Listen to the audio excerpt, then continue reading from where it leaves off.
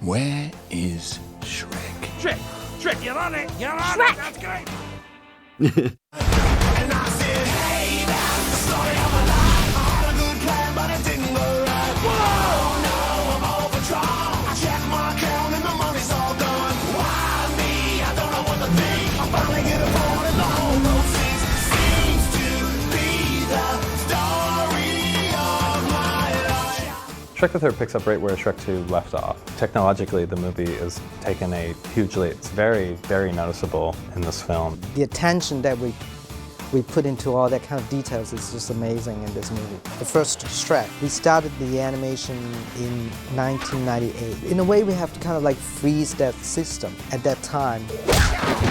And then we did the same thing for Shrek 2 when we started animation in 2001, which we make it better than the first Shrek.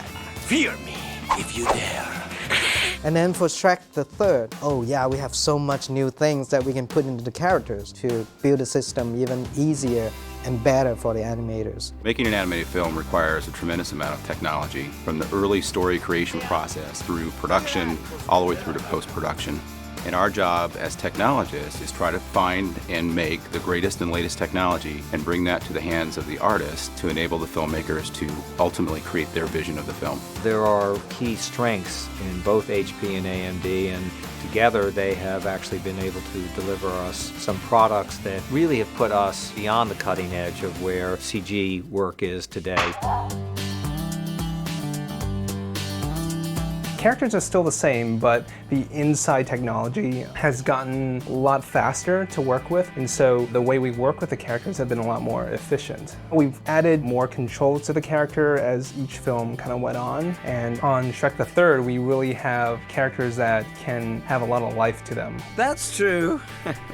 Our facial setups are now a lot faster, so we can actually go in and do a lot of iterations to kind of see the detail and kind of work with the character a lot more. We're not sitting around waiting for stuff to happen, so we're able to make more and more creative decisions in the time that we're given on the shots, which lends to more subtle details and ultimately better animation.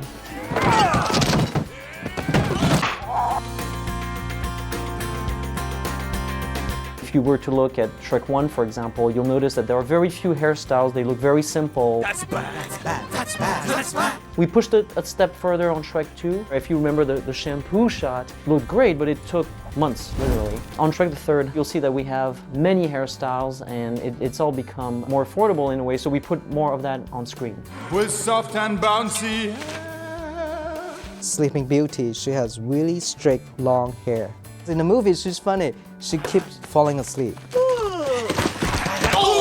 And when she wakes up, then you see all this like very snappy movement with her hair. Huh? Who dat? Snow White. The look of her hair is so unique. I mean, you look at her, you know she is Snow White. I got you the biggest one because I love you the most. Cinderella, her hair's not as long and it's all kind of like put together. When she moves, you can see a little bit of subtle movement to make it more realistic. Rapunzel has the long braid and it's so long that we really have to make sure it doesn't crash into her body when she walks. Woof. With long hair in particular, it's very complex because you have thousands and thousands of strands. And what we've been able to do now on Shrek the Third is use our incredibly robust compute infrastructure to be able to simulate the movement of hair so that we can use it throughout the film and not on just a couple of hero shots.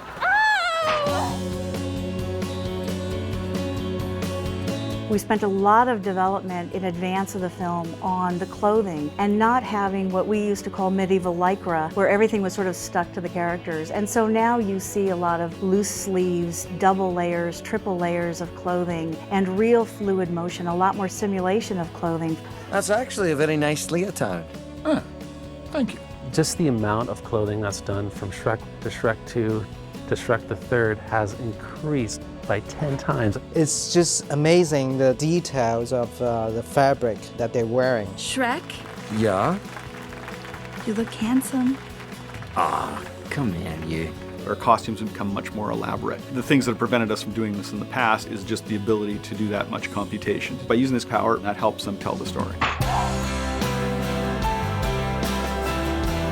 On Shrek the Third, we used fluid solvers for a lot of the gases, steam, smoke. A lot of the magic used fluids as well as all the fire. The tricky thing with Merlin was he's supposed to be this kind of old guy that, hasn't done magic for a while. I don't have that kind of magic in me anymore, kid. How about a hug instead? And we had to come up with something that made him feel rusty and not perfect, but he's still Merlin, so he's like the best magician around. We have several liquid moments, let's call them. One of them is at some point Shrek has a nightmare and he sees a baby throwing up at him, which is one of the most funny gags in the movie, but also took a lot of effects work, kind of stuff that FX people love to do. It's funny how every Shrek we do revamp the fire system to do something very different. Shrimp, my favorite! We shot a lot of fire reference. We had one shot where the bra catches on fire. So one of the guys, Taylor, went out and we actually bought a few bras and he set them on fire outside the building. We're actually using a real fluid simulation to do it. We change the way we're computing volume rendering. We develop new technique to be faster, more beautiful, ta-ta-ti-ta-ti-ta-ta. Lighting comprises about the last half of the production process, so it's a big chunk of time. The Shrek films achieve a really natural lighting, more so than pretty much any other animated film. You the spot! In CG, one of the things that was impossible actually to accomplish on Shrek 2 was to get a diffuse lighting simulating an overcast day. I guess for people who don't do lighting that may seem like, yeah, so what?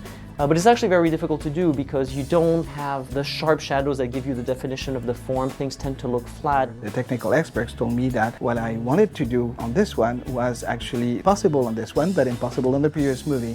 Now we're into dual-core Opteron processors, 64-bit. With better brain in the computer, lighters can actually see more of it as they're working with it, which obviously makes things a lot easier for them. We've been able not only to invest in our main characters, which of course look gorgeous, but also in all the secondary characters, and that was not true on previous movies. So if you were to look at the crowds in Shrek, they frankly don't look that great. In Shrek 3, it's really no longer the case. We actually have a casting process like on the real movie, where the computer generates thousands of characters and the director will come and say, we will pick the kind of people that kind of look right for the situation and the kind of outfit. I think if you look at the number and complexity of the secondary characters, those things have all gone up because of what's been enabled by HP and AMD technology. It's usually very challenging to deal with these really big environments. So when we're building a whole forest, there's just so much stuff on screen that lighters have to be able to wrangle all this complexity. And of course our computers get more and more powerful, so we could put more and more things into our images. We get a quicker turnaround, we can do more iterations, and we can make it better. It also allows for sort of the creative appetite that inevitably happens and that you want to add more characters, you want to add more environments, which make it all look very beautiful and lush. We need the power to actually turn that over so that we can make it look just right. The users can interact with things that are just so massive. I mean, an ordinary computer would just... I knew I should have got that warranty. Again, it just all comes down to more and more computation, trying to simulate more and more of the physical world. The amount of computing power we now have available with multi-core CPUs and getting those onto the render farm, that's a big advantage for us. The render farm for us has grown in terms of compute power tremendously over the years.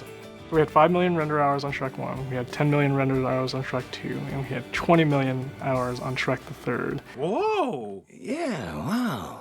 I am, I'm proud of the whole movie. Visually, the whole film will wow people. It's another step forward in storytelling. The way we believe in the world comes through in the images because they're done with such care and such attention to detail. We continually push the state-of-the-art and the leading edge of technology, and as we solve those problems, those solutions become broadly available.